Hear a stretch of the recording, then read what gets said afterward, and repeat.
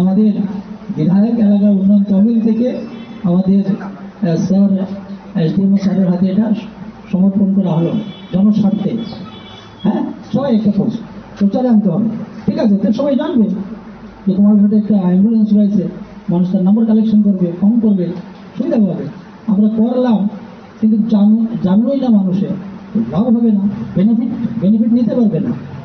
তো বেনিফিট যেন মানুষ নিতে পারে তার জন্যে আমাদেরকে কাজ করতে হবে। এটাও কিন্তু একটা সামাজিক কাজ, যে আমি আমার মধ্য দিয়ে যদি 10টা মানুষকে আমি জানাতে পারি, 10টা মানুষকে আমি বলতে পারি, এটাও কিন্তু এটার জনসভা, এটার জনতার জন্য, পাবলিকের জন্য, এটা কিন্তু একটা কাজ।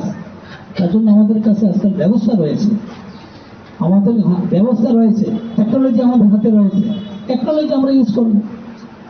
আপনারা কিছুদিন আগে দেখেছেন আমাদের মাননীয় প্রধানমন্ত্রীজি এআই নিয়ে 100টার উপর সেখানে সামিট হয়েছে।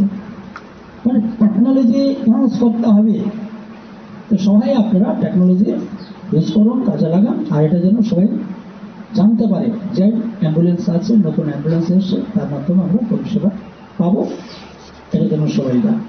তো যাই হোক, এই হচ্ছে বিষয়।